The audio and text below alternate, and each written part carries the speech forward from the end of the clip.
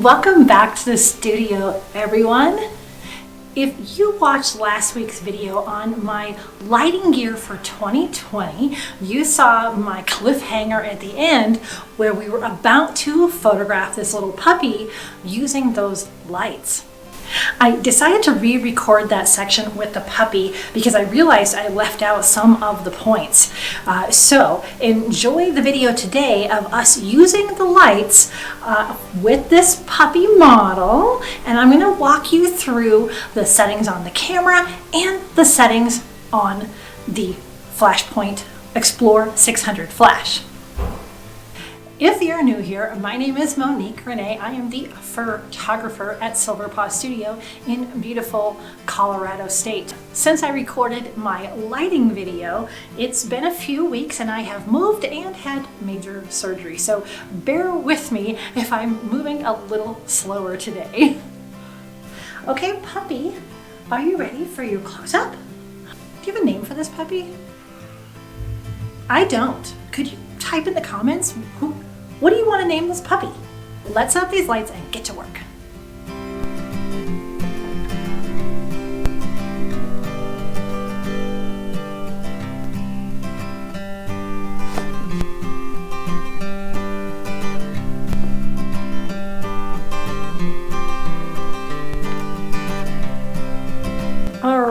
So I have my Sony a7R III with my 70-200 2.8 lens on. If you've seen my gear video for 2020, you know what I'm using.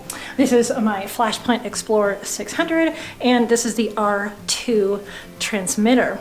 I have just put it onto the hot shoe here. It's made for Sony. So we're going to turn these two things on. On the side here, it says on. I'll turn the camera on as well. And you can see here the settings that we're already at. Let's turn on the flash. The first problem I see is that my transmitter is on group B and my flash is on group A. So let's change that really quickly. We're gonna group B, I wanna turn off. There we go. And okay. If I change the settings on A, you can see they change on the flash as well. If they don't, I press this button. 1/4, 1/4. All right, so you just have to fiddle around with these knobs. Again, I'm probably going to get the LCD screen kind, but since this one works for me, it only takes me a minute to get to things. But just remember that you have to say group and make sure the A is flashing or whatever you've got your group on. And then you can just scroll this up and down, and the top button's okay. All right, I've got this on a super wide view, so hopefully you can see what's going on here. On my camera, I see the ISO is at 800. I almost always shoot on manual, if you can see that right there. Manual mode. So I'm gonna change the ISO down. Since we're in the studio, let's go to 200. I want to start the shutter speed at 1/250th. Remember this has high speed sync on these, so I don't have to keep it that low, but I'm just going to because that's my norm. My f-stop, this is 1 dog, so this is mostly for depth of field and power output on the light. So I'm going to start it at f4. I think 1/4 power is going to be too much, and I've pointed this kind of towards the puppy and towards the reflector to reflect back on the puppy. I could move this whole thing this way and just have a feather of this front coming across the front of the dog. That's really popular. You can see I've got it right on the corner. I can move it closer to me. There's lots of orientations for this light, but this is generally where I start. I'll put it right here at a 45-degree angle from my subject and 45 degrees up. 1/4 power, I'm pretty sure is going to be too high. You can see how they match 1/4, 1/4. Let's just take a test shot.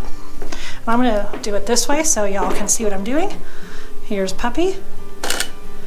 Oh yeah, that's way too bright. Did you see that? Oh my goodness, look at that. No way, the histogram's way over there. So I was right. So all you have to do for that is press group. You can see how the A is blinking and pull that down. Let's do that much. You can see how it changes here as well. And then you just say okay at the top. Now let's try that. I don't know if y'all can see that. Ooh, still super bright, right? Okay, this is great because we're gonna use less of this battery on this light as we pull the power down. Let's do 1/32 and say okay. And this is 1/32, both of them. All right, puppy, let's see how you're doing. That is much better. Now, the other thing we can do is just make the f-stop higher. It's not gonna make that much a difference to my depth of field. Actually, at this point, I bet that focus is on his little nose. So let's make sure it's on his eyeball. All right, so that doesn't look too bad, everyone. Notice we didn't set the white balance or anything, but I've just got it on auto and it seems to be doing just fine. Now you can see in live view right there that we're getting a lot of light from that window. But I can promise you that this light is overpowering. This is just for my video, for my face. It's not doing anything to this scene. We've got this puppy here. That looks pretty good. That is well lit. Now, what we're gonna do is we're gonna turn off the flash. Okay, looks really bright in here, right? Now let's try it. We got nothing. Nothing. You can almost see a little bit of light there. So we'll turn this back on. And this is live view, so it's doing a really good job right now. Now you can see the puppy straight on. What I like to do is, this is my main light. This is my fill, essentially. So if we move the puppy this way, his head, her head, whoever, puppy's head is going to be away from our main light. So let's see what that looks like at this current settings. Okay, so you can see the shadow side. And we'll do it this way. Okay. Right, let's try it without the reflector at all. We'll take this down. Let's see how puppy looks with no reflector. Let's see. This is reflector. You can see how light it is right there. Oops. And no reflector. See how much darker it is? I think it makes a big difference. We're gonna put this back on here. So you can get the general view. We've got the different power settings available to us right here. We could actually use 3 different lights, 3 different groups. There's many different channels. We could do, some of these are TTL like we talked about in the last video. There's a lot of options. We can put the different modifiers on here, different angles. Even just with this one light and one reflector, we make this puppy look so good in here, don't we? Let's take one more image. Ta-da!